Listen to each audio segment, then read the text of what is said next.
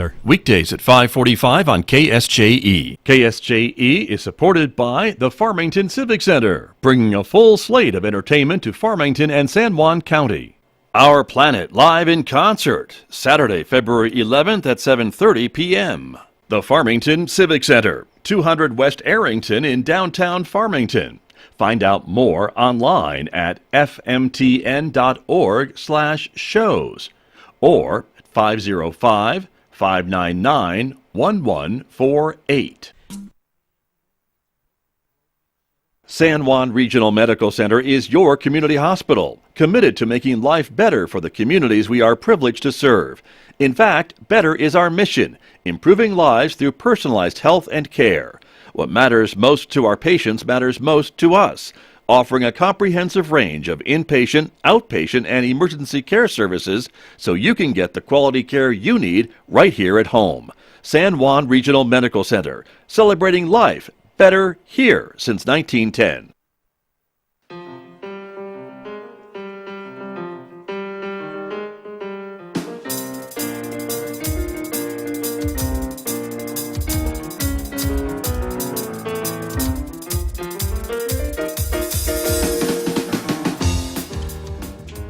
Ten minutes past 8 o'clock. It is Thursday morning, the 5th day of January in the new year 2023. Good morning, everyone. I'm Scott Michlin. Thanks for joining me this morning. We are streaming this program live, of course, on KSJE.com. We're also streaming the video out to the KSJE Facebook page, our YouTube channel, and our Twitter account. So we are glad that you are with us this morning at 90.9 FM here in Farmington or 103.3 FM in Durango. Coming up this morning in the next few moments, my guest on the program, Archaeologist Paul Reed, is joining me for our regular discussion with some new news about some newly discovered settlements in North America. And we'll talk about the significance of that coming up with my guest in just a moment here on KSJE. Then later on this morning, we'll be checking in with Misto the Magi, the big magic show that he is bringing to San Juan College next week. We will learn all about that coming up today, some tricks, and you'll see some tricks actually too on our interview. That's coming up today, 8:50 a.m. this morning here on KSJE and on our video live streams as well. Mick Hess will be here on the radio next hour, of course, roving with the arts. It is our long-standing classical music program featuring music today from Mozart. And don't forget, you can connect with us on our Instagram page in addition to our Facebook, YouTube, and Twitter platforms. And if you're a podcast person, we remind you that you can subscribe to KSJE Podcasts wherever you listen to podcasts, places like iTunes and Spotify and iHeartRadio and Google Podcasts and Pandora. Just search for KSJE and sign up for free. Outside our studios here at San Juan College, it's a mostly cloudy Thursday morning so far, 24 degrees at the moment. We're expecting some increasing sunshine today, but still a partly sunny day. 42 for a high by this afternoon in Farmington. Partly cloudy overnight, 31 for a low tomorrow. Partly sunny skies with a high near 40 degrees on Friday. Same story on Saturday, Sunday, and Monday. Look at that, partly sunny skies, 37 for a high on Saturday. 40 degrees on Sunday, 39 on Monday. Maybe the next chance of precipitation will happen Tuesday night into Wednesday with a chance of rain and snow showers on that 24-hour period. Well, let me introduce my guest who is joining me this morning. As I mentioned, my regular guest who's with us to talk about archaeology. Paul Reed is joining us this morning from his home in the Taos area. And Paul, good morning. Always great to see you. Happy New Year. Good morning, Scott. Great to see you. Happy New Year to you. Thank you very, very much. And you had sent me this article about this discovery kind of in the Idaho area, if I remember correctly, and kind of the significance of it, kind of pushing back some of the timelines that we are familiar with about the populations here in North America, correct? Right. So this is, along with, of course, my fascination with Chaco Canyon. Sure. This is probably in my second or third group for the most interesting things that I like to keep up on in archaeology. And I don't work very frequently on sites of this age, but this is a period that we describe as Paleo-Indian, the most ancient sites in North America or in the New World. And yeah, this site at Cooper's Ferry in sort of central Idaho on the Snake River as really good evidence of early human use and pushing it back perhaps a couple thousand years before, what we talk about as the large sort of widespread Clovis horizon. North Interesting. America. So I think this is another site that sort of adds a piece in this puzzle as we try to understand the early settlements of North America. Right. I want to give credit to Science Advances. That is the publication that you shared with me. And they have published some of this research, I think, along with some of the images we'll be sharing on the show this morning, that talks a little bit about the discovery and the work at this particular site, correct? And some of the evidence that they have uncovered? Right, right. And as with all branches of science, new discoveries tend to push sort of the margins of what we think and whatever scientific community we're operating in, what we think we know about different parts in this sense of the ancient history of North America. This is particularly controversial though because sites that sort of push what we might call the Clovis boundary have been known in the archaeological literature and sort of the public realm for several decades now. But there is still, I would say, from what I would think for me is a fairly neutral stance on this, there's a lot of resistance from some archaeologists to be able to embrace the idea that Clovis is not the first presence of humans in the New World and North America in particular. And I think with more and more sites coming up that we're seeing that the Clovis firsters, as we sometimes jokingly call folks, probably need to just adapt to this and see that we do have these very interesting early sites.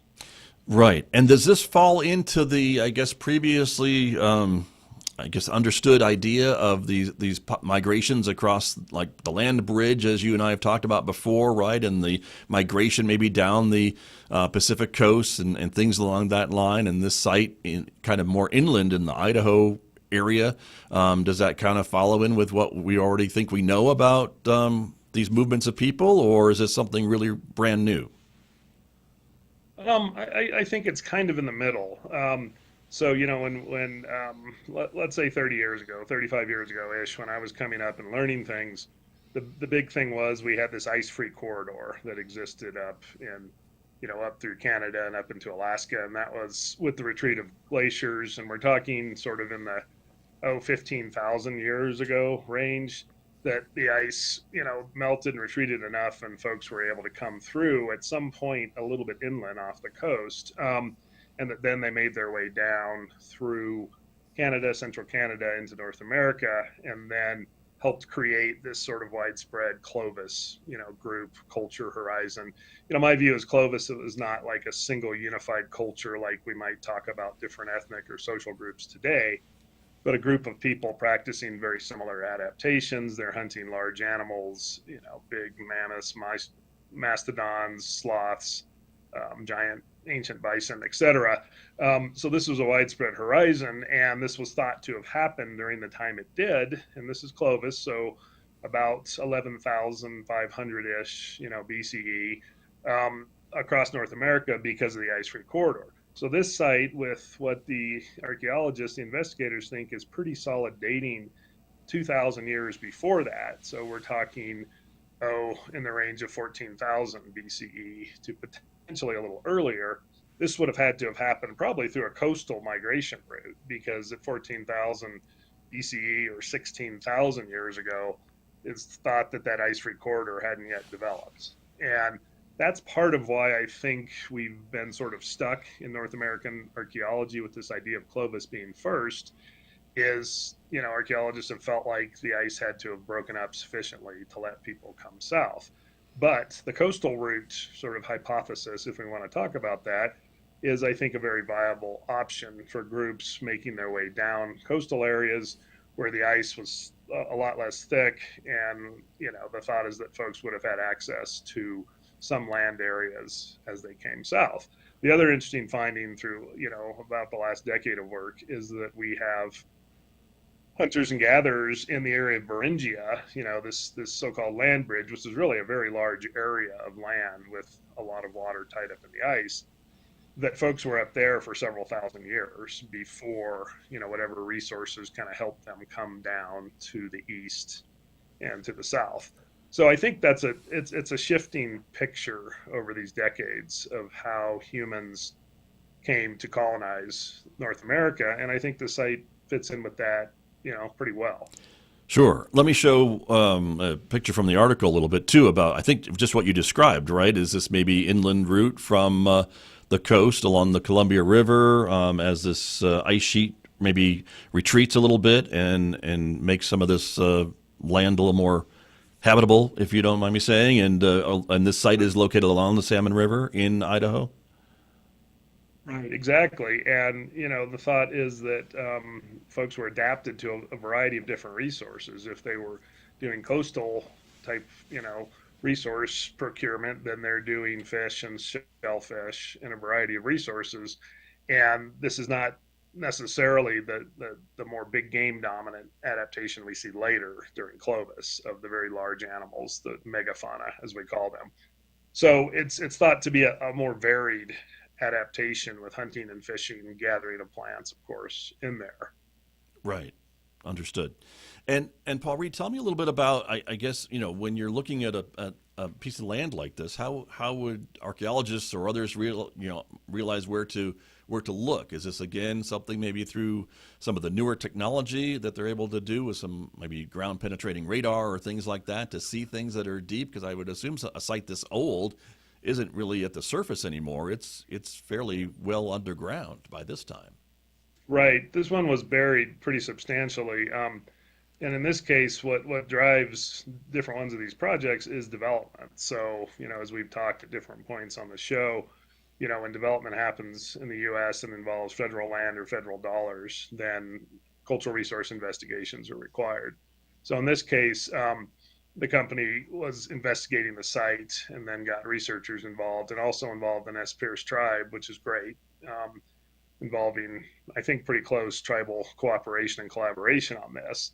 So essentially, there was a window into investigating the site. And most of the times, unless folks have super well funded research projects, these things come in the form of different discoveries. And then resources are brought to bear, proposals are written, and then groups are able to investigate sites over time. And that's what's going on here. And it is, I guess, somewhat fortuitous if we want to talk about it that way. The site came to attention, was protected from development as well as natural forces of erosion, and was able to be investigated. Right. And I'm displaying another image, another graphic on the screen right now, Paul. It seems to show maybe several sites maybe built on top of each other over the years. Does that make sense? Is that what I'm looking at? Right. This particular locale has a pretty good time depth of occupation. I think at least on the scale of 5 to 6,000 years. And this kind of goes to some of the controversy that we see about these early sites, and this one in particular, because there are well dated earlier deposits with stone tools, projectile points, spear points, which fit in with what we would describe as Clovis or Clovis era. And then there's this earlier deposit with slightly different stemmed projectile points, is how they're described. And so the skeptics, if you will, for this particular site would say, oh, well, there's been mixing between these horizontal layers in this particular site, and material that actually is older than the cultural remains that we're talking about, the spear points, the other stone tools, some of the bone that was worked, has come up from lower depths and up through the strata. And this can happen through natural processes. It can happen through different rodents, getting into sites. One of the scourges of archaeological work are rodents who get in and burrow in sites because, sites are organic rich, there's charcoal, there's other remains, and they're basically just a lot easier for the rodents to get into and dig into and to build homes. So the material migrates upward, and then you end up with organic material. It could be wood charcoal or other plants that have been burned partially that can be then radiocarbon dated. And they have a lot of dates from this site, I should point out. But the criticism is that perhaps those materials were brought upward, through from older deposits into younger ones, and then associated with the cultural materials there. So one of the big emphasis in the work that we do in archaeology, especially for these early sites, is the association of the artifacts, the items that clearly indicate human activity human concerns, either hunting, gathering things, different tools, stone and bone, and then the organic materials that we can date through the radiocarbon method. So that association, and context is really critical here. Interesting. My guest this morning, archaeologist Paul Reed, is joining me today. We're talking a bit more about some of the earliest human habitation of North America, a new site that's being researched in the central Idaho area that we are talking about this morning. And I guess, Paul, would this also indicate that the people that lived here and hunted here stayed there for generations instead of moving around, or is it just different groups moving in and maybe saw the same attributes that the first group did, that this was near water and provided some good resources for them to just sit and set a spell? Or do we Right. I know? mean, it's a great question. And I think I would suggest that it's probably a group that had used this area over this long period of hundreds and thousands of years. Now, we tend, when we think about the way land use has unfolded in different areas, to not think that humans were particularly sedentary until much more recently, in our history. And of course, the planet, prior to people beginning to settle into cities, 10,000, 12,000 years ago, people worldwide, planet wide, were gatherers and hunters and fisher people, and they were making their living in camps, and then they would move to resources. Sometimes they would move the resources to more extended camps. But in general, people weren't thought to have lived in the same place forever and ever and ever. But, that notion of long term sedentism can be contrasted with the idea of returning to the same place, if not every year, then on a cycle of a few years to go back. And on the Salmon River, maybe it's named for the salmon, to exploit the run of salmon that happens every year, so that the groups would map onto the resources that were in these different areas, and they would be there for a time. Let's say they're harvesting salmon, they're there for a couple of months, and then they move on to a camp for the winter that's maybe at lower elevation, where maybe they can exploit a few remaining plant resources, sort of hunker down for the winter, if you will. In the spring, then they're coming back out and they're looking for spring resources. And then in the summer, going back up to high elevations for berries, nuts, etc. So it's essentially a food resource dependent cycle of moving through different areas. So I don't know if that answers the question well. Of course, we don't know if this was a specific durable group of, say, a series of extended families, lineages, what we might call clans or other terms that we use for later groups. But my sense is that groups had an idea of what territory was, and that groups certainly shared those. But I think, for particularly resource plentiful areas, the groups probably staked out, some sense of claim and let others know this is where we're going primarily. And I think probably conflicts did arise here and there. Sure. So we wouldn't think of this as being a permanent settlement for 5 or 6 thousand years, but a very desirable locale that folks came back to over and over because it was a great place to spend time and to, again, in this case, maybe harvest the salmon. Right. And I guess that would explain maybe why these other remains were found on top of other remains, because it was a popular or well-known or shared um, geographical location, I guess, among these folks. Right, a very favored spot. Yeah. And, we know this just being out on the landscape anywhere in our neck of the woods. Some places have better water, they might have better timber and wood resources for fires, versus other areas that don't quite have the same resources. So there are definitely, as we look across North America, what I would describe as favored locales for settlement that have endured in many cases for millennia, literally thousands of years. Right. Right. Very true. I want to move on to another image here. This looks like it's a more detailed graphic of one of the strata that we saw on the previous graphic, of kind of what has been discovered, and some of the red dots on the image here show some of the radiocarbon sampling that was taken. As I look at this, and this is just an example, I guess, of the work that you all do, archaeologists, when you're looking at a site, correct, to try to identify and put some context into what you're finding underground here. Right, exactly. And as I noted earlier, I think the investigators have done a really good job of sampling the different strata for different organic materials that could then produce radiocarbon dates. And then as the work was done, archaeologists paid great attention to the way the dirt, the strata, the sediments have been laid down, paying attention to the idea of, like I said earlier, rodent intrusions or other things that might indicate that they don't have, a really good sequence of consistent sediment being laid down, because that continuity is very important for understanding what's happening on a site like this. And then again, the question of whether older materials had moved upward and might have influenced dating. In this case, and of course, I haven't really dug in, to the site at great depth, but it seems like they've made a really good case for a site that is in this range of 14,000 BCE years ago, or 16,000 years ago, 14,000 BCE. So a pretty important site in this overall sequence. And I think that again, as more and more of these sites come up, that we'll begin to understand this time period better. One of the things that works against us, I believe, is that if we look at what happens during the Clovis era, which again is after about 11,500 or so BCE, so 13,000 years ago, we suddenly find Clovis sites. They have been found across a large part of Western North America, some down even to the south in Central and South America.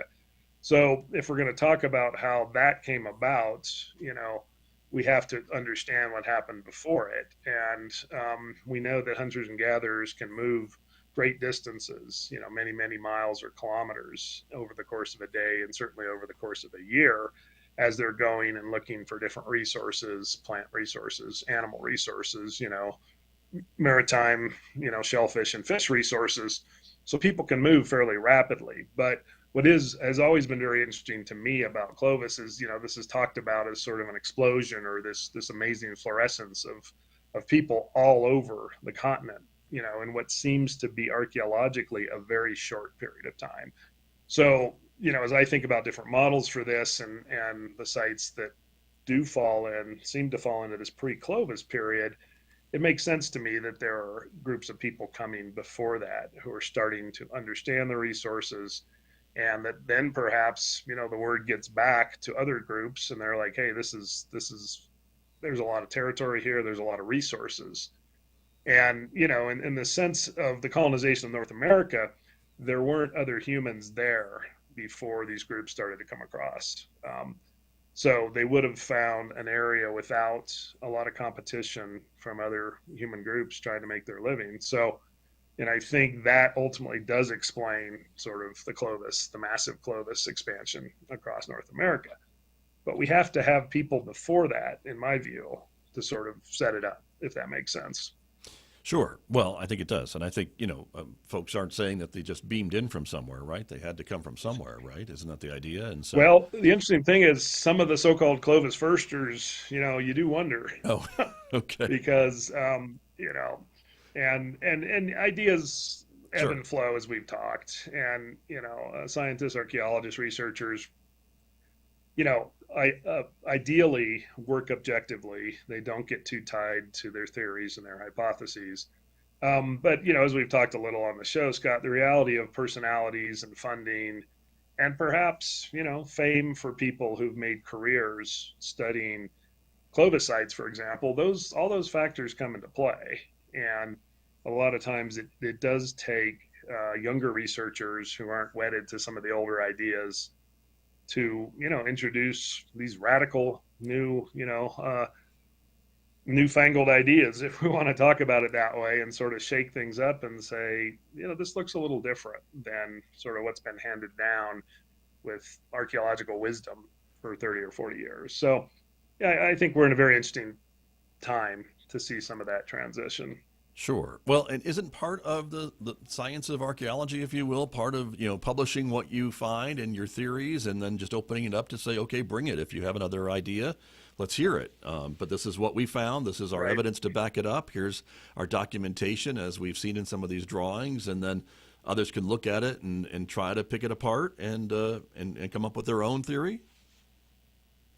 That's the way it works, and that's the way it's supposed to work, in my view. So It is interesting though, because sometimes some of the criticism stems not necessarily from the data at a particular site, but more from the viewpoint that, the reviewer, the critic, if you will, is bringing to it. So, but I think that's why having, the articles get published and then there's discussion at large at meetings. We've talked before about Society for American Archaeology, which is a national organization with, 10,000 archaeologists, meetings held every year, great debate in public over some of these sites, and that's really how we move things forward. But there will always be folks who hold out and say, no, no, no, this I'm still not convinced by the evidence.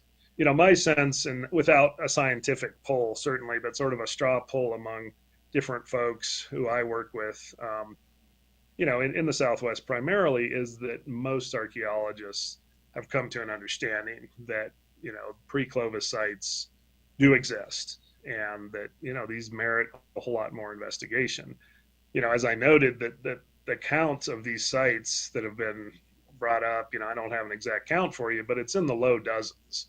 And that contrasts with hundreds, certainly, of Clovis sites and later sites. So the numbers are extremely small still, but pretty compelling in my mind. And I think we'll continue to see some really interesting research on this. One of the things, and we talked previously about, the footprints down at White Sands and some of the dating down there, which indicated, at least for what they had done, that those prints might have been laid down between 21,000 and about 23,000 years ago. There has been some interesting critique that we might revisit on another show, in the intervening months, Scott, and some questions about the context of what was dated there and whether it actually connects directly to those footprints. Yeah. The interesting thing about that era at 20,000 years ago is we have virtually no sites at all. So we would have had thousands and thousands of years, of a gap, and then people, again, coming into the area. So there's a whole lot of pieces to the puzzle, is part of what I'm trying to suggest. Right. And a lot of interesting research that's ongoing and will continue.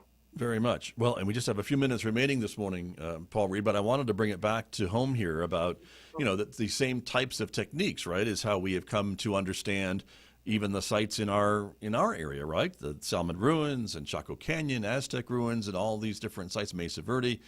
All this is developed over history, right, from the work of all these archaeologists and folks who've put together their research and looked at it, and this is how we get our knowledge today as to what we think these sites were all about, correct? Right. I mean, from my perspective, history, archaeology, science has to be an accumulative process. So, for my part, in some of the work that I've done in my career, I've tried to bring new ideas and think about things differently. But to be able to do that and to innovate, if that's what's happening, or to suggest alternative ideas, one really has to understand how we got from A to B to C, and now we're out here on E, F, and G. So it has to be that accumulative process with a whole lot of thought at different points, and then you reach sort of these decision points, and one researcher might go left and the other goes right. Those are the very interesting choices that people make. But to me, that the diversity of opinion and really approach, and even theoretical models, we bring models into archaeology from anthropology, from history, from geography, from sociology, from other cultural work.